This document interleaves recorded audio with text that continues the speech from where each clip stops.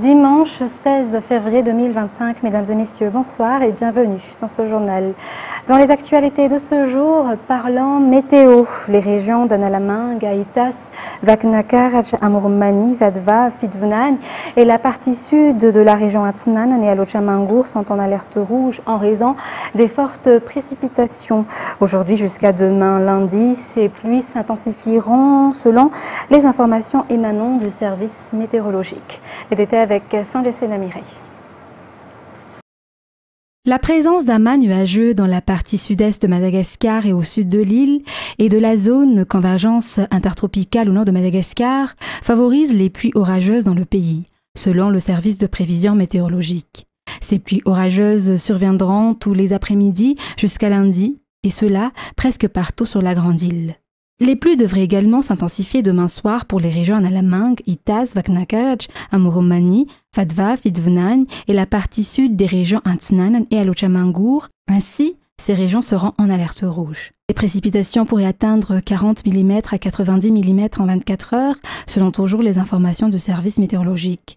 Les fortes précipitations pourraient entraîner des perturbations des activités quotidiennes à cause des inondations, la montée des rivières et des glissements de terrain dans les zones vulnérables. Ainsi, le service de prévision météorologique appelle tout un chacun à rester vigilant. Et justement, ces fortes pluies ont déjà fait des victimes, plus de 2500 victimes dans le district d'Antananarivo ou Intimjan et le 2e arrondissement suite à la montée du niveau du fleuve due justement aux pluies depuis le 14 février dernier. Plus de 1600 personnes ont été déplacées selon le rapport du BNGRC ce matin. Reportage de Fangessena Mireille, Ruth Christelle Rakout Malal sur les images d'Yves Janel. Au total, 2555 personnes ont été touchées, notamment 558 ménages, à cause de la crue de la rivière Sissoun due aux fortes pluies depuis le 14 février dernier. 2454 sinistrés dans le district d'Intimjan et 10 dans le 2e arrondissement, la capitale. 1644, soit 443 ménages, ont été relogés dans 5 sites d'hébergement selon le rapport du BNGRC aujourd'hui à 8h30. Depuis hier, tous les responsables sont sur place. La commune d'Apitintaf qui a remercié le gouvernement pour la rapidité des secours. Chacun devra ainsi suivre les instructions des officiels pour éviter les accidents. Voilà pour ce qui est de la météo. Parlons à présent production agricole. La réhabilitation en urgence des infrastructures agricoles comme le barrage du district de Mahajanga 2, région de Bouéni, sera accélérée. Il s'agit de concrétiser la vision fixée par le gouvernement, notamment d'augmenter la production risicole à travers la culture du riz hybride, selon les explications du député de Madagascar élu dans cette circonscription. Selon les informations, le gouvernorat participe également à la réhabilitation de ces infrastructures agricoles. Aniana Martina nous en dit plus. Les habitants du district de Mahajanga sont convaincus de la culture de riz hybride. Cette stratégie, menée par le gouvernement, vise à améliorer la sécurité alimentaire à travers l'augmentation de la production d'1 million de cultures supplémentaires au cours de cette saison culturelle.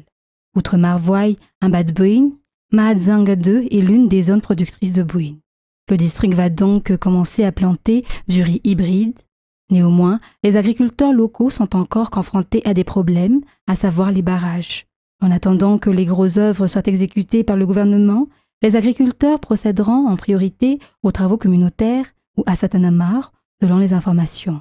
Ainsi, le gouvernorat de la région de Bouin accompagne les 3 districts de Marvoy, Mbad-Bouin et Mahajanga 2 dans la réhabilitation en urgence des infrastructures de production en fournissant des engins.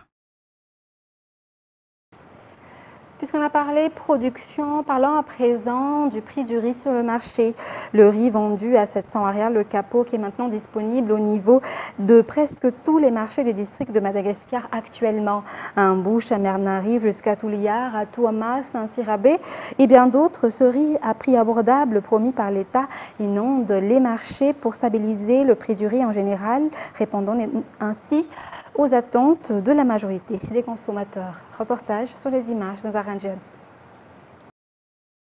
Le riz importé vendu à 550 arial le capok vise à faire baisser le prix du riz, mais surtout à répondre aux besoins en riz à un prix abordable pour la population. Vendu au niveau de la plupart des marchés de la capitale, ce riz à 700 arial, le Kapok, commence à être disponible au niveau des marchés de plusieurs districts. L'objectif est de stabiliser le prix du riz importé et pour que la population consomme moins cher. C'est le cas notamment à Mbouche ou encore dans le sud de la Grande Île à Touliard, où les commerçants épuisent rapidement leur stock, affirme-t-il. Si cette commerçante ne parvenait à vendre qu'un seul sac de riz au prix d'auparavant, elle arrive à vendre 4 sacs de riz en une journée. Par ailleurs, la Direction régionale de l'industrialisation et du commerce surveille de près le prix du riz pour éviter que certains soient tentés d'appliquer des marges de bénéfices abusives, affirme le directeur régional. Avec ce prix, les commerçants obtiennent déjà une marge de bénéfice suffisante. Outre les marchés d'Embouche et de Touliard, ce riz importé est également disponible dans le district de Miarnarive. Et justement, ce riz moins cher importé et dispatché dans les Faux-Montagnes et dans toute la Grande Île a une garantie sanitaire selon la déclaration commune des défenseurs des droits des consommateurs à Analinquil hier. Selon les informations, ce riz importé est de bonne qualité. Le suivi et l'application des prix à 700 arial le Kapok, à soit 2700 arial le kilo, est également strict. Reportage signé Sylvain Zaranjiansou et Sechan Jenab. Le riz importé vendu moins cher est déjà disponible au niveau des Faux-Montagnes. Il est vendu à 750 arial le Kapok, soit 2700 arial le kilo. C'est une stratégie qui a été mise en place par le gouvernement face à la hausse du prix du riz et pour protéger le pouvoir d'achat des Malgaches. Du riz sûr est proposé aux consommateurs selon les défenseurs des droits des consommateurs et dispose d'une autorisation, notamment au niveau sanitaire, avant d'être vendu. Les défenseurs des consommateurs travaillent avec le gouvernement. C'est leur travail de contrôler le prix de ce riz importé à 550 arial le Kapok. La distribution de ce riz au niveau des marchés se fait grâce à la collaboration avec tous les opérateurs et les détaillants selon les explications. Ce riz importé est déjà disponible dans toutes les régions de Madagascar. Dans un tout autre sujet, parlons à présent de développement au niveau des communes. Les responsables de la ville de Mantassou ont demandé la réparation du tronçon de route reliant Manzakanjin à Mantassou. Le mauvais état de ce tronçon de 12 km réduit le nombre des touristes qui viennent à Mantassou. Cependant, cette réhabilitation entraînera une augmentation des recettes de l'État, selon les explications dans un reportage de Jean-Claude Ingemalal. Mantassou est une commune rurale de 11 Faux-Montagnes. La population est d'environ 2000 habitants qui vivent de l'agriculture, de l'élevage et de la production de bois et de charbon de bois. Certains résidents transforment également les produits laitiers. Le maire élu entame son deuxième mandat et veut poursuivre le travail effectué au cours du premier mandat avec des projets qui impactent directement les habitants. Mantassou possède des atouts touristiques, notamment les constructions laissées par Jean Laborde, ainsi que le lac et ses environs. Il existe également de nombreux hôtels modernes dans cette localité. Le président du conseil municipal de Mantassou, appuyé par le maire, demande la réhabilitation de la route vers Mantassou. Même si ce dernier et son équipe ont tenté de réparer le tronçon de route d'Abatmang à Mantassou lors de son premier mandat, ce n'était que des travaux d'urgence pour que la commune ne soit isolée pendant la saison des pluies. Le maire a déclaré que la commune constitue une attraction touristique, raison pour laquelle il est nécessaire de donner un coup de main aux responsables locaux afin de valoriser cet endroit qui attire de nombreux visiteurs. Les habitants ont également demandé la réhabilitation du terrain de football de Mantassou pour que les jeunes, mais également pour les établissements scolaires qui peuvent l'utiliser pour les cours de PS. Et dans les actualités internationales, parlons de la situation en République démocratique du Congo. Les rebelles du M23, soutenus par le Rwanda, ont été aperçus aujourd'hui dans le centre de Bukavu, la deuxième ville de l'Est de la République démocratique du Congo, ont rapporté à un responsable local, une source au sein de la sécurité et 5 témoins. France 24. Des colonnes d'hommes du M23 sont entrées au petit matin dans Bukavu. Alors selon des habitants que nous avons contactés, ces colonnes se dirigeaient vers le gouvernorat de cette deuxième grande ville de l'Est du pays. Alors cette entrée s'est faite sans réelle résistance. Il y a maintenant 2 jours, les forces armées congolaises présentes dans la zone et des militaires burundais présents, eux, en appui dans cette zone, s'étaient repliés selon des sources sécuritaires et humanitaires. Alors les autorités congolaises, elles n'ont pas encore communiqué. Selon une source sécuritaire, le M23, appuyé par des troupes rwandaises, devrait commencer ce matin des opérations de ratissage. Alors c'est un procédé qui a été vu notamment à Goma. Il s'agit de cibler des civils qui portent des armes ou des combattants des groupes armés locaux, des combattants pro-gouvernementaux qu'on appelle Wazalendo, qui se seraient retranchés encore dans la ville. Alors hier soir, dans Bukavu, les habitants nous ont confié rester barricadés chez eux. Plusieurs d'entre eux nous ont dit avoir vu des civils, parfois très jeunes, détenir des armes. De nombreux pillages ont eu lieu et des tirs sporadiques résonné. Alors la présidence congolaise a affirmé cette nuit sur X être déterminée à trouver des solutions de paix durables dans la région des Grands Lacs. Le chef de l'État a présidé hier soir une réunion sur la situation sécuritaire dans l'est du pays. Cette réunion s'était tenue dans ses bureaux de la Cité de l'Union africaine. Toujours dans les actualités internationales, d'un côté, les otages israéliens exhibés à la foule entourés d'hommes du Hamas armés et cagoulés. De l'autre côté, des prisonniers palestiniens libérés affublés de sweatshirts sur lesquels on peut voir une étoile de David entre Israël et le Hamas. C'est aussi une guerre d'images qui est menée. 124 nous en dit plus. D'un côté, des otages israéliens exhibés à la foule entourés d'hommes du Hamas armés et cagoulés. De l'autre, des prisonniers palestiniens libérés, affublés de suites sur lesquels on peut voir une étoile de David et ce slogan en arabe « Nous n'oublions pas et ne pardonnons pas ».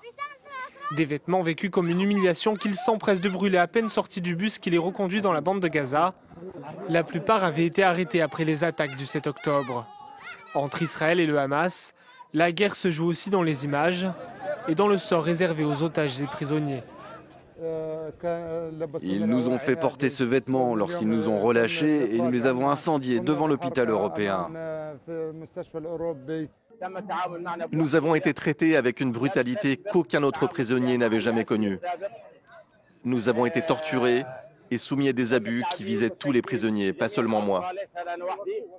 C'est l'administration pénitentiaire israélienne qui a forcé les prisonniers à porter ces vêtements pour la première fois depuis le début des libérations.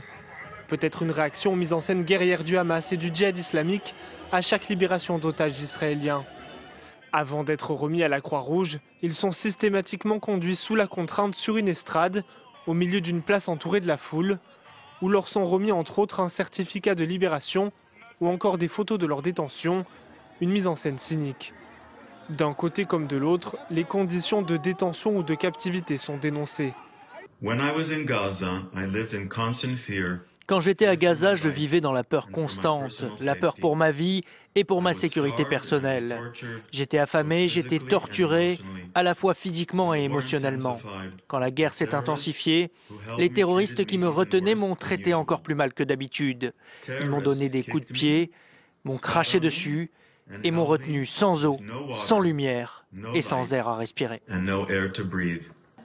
Les libérations d'otages et de prisonniers doivent se poursuivre dans les semaines à venir selon l'accord de trêve.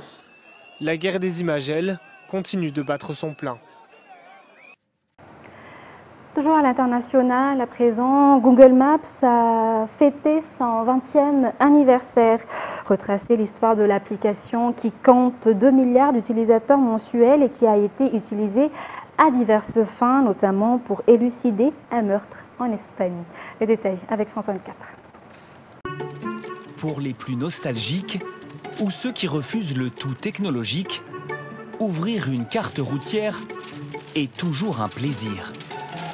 Une Madeleine de Proust qui se consomme sans modération. Mais il y a 20 ans, un système de navigation révolutionnaire est venu brouiller les cartes. Avec ses 2 milliards de connexions chaque mois dans le monde, Google Maps est aujourd'hui devenu une application incontournable pour se déplacer.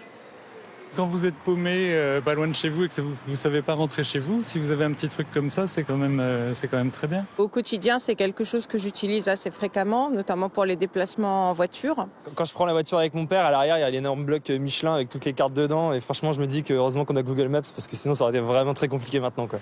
En février 2005, Google publie en version bêta sa toute première cartographie des États-Unis. First, you can search for a place. Très vite, le site trouve son public. Et grâce à ces véhicules qui cartographient les rues du monde entier, tout est recensé, routes, restaurants, hôtels. La plateforme revendique aujourd'hui 250 pays cartographiés, 250 millions d'établissements évalués. Un catalogue hors norme qui est encore enrichi chaque jour par des millions de contributeurs bénévoles comme Xavier Nicolas. Les gargouilles. Allez, publier. Et voilà, 15 points. Oh.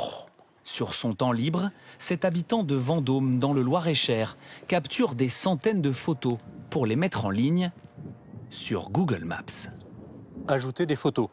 Je clique dessus. Il a déjà publié gracieusement plus de 3000 de ses clichés sur la plateforme. C'est juste de la contribution qui est gratuite, qui apporte rien personnellement.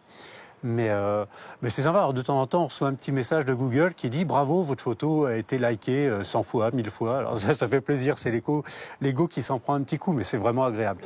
L'outil est aujourd'hui incontournable. Il est même utilisé par le fisc pour traquer les piscines privées non déclarées dans l'Hexagone. Google Maps devient parfois un enjeu diplomatique, comme lorsqu'il renomme le golfe du Mexique en golfe d'Amérique, après une déclaration polémique de Donald Trump. Récemment, l'outil a permis l'élucidation d'un meurtre en Espagne.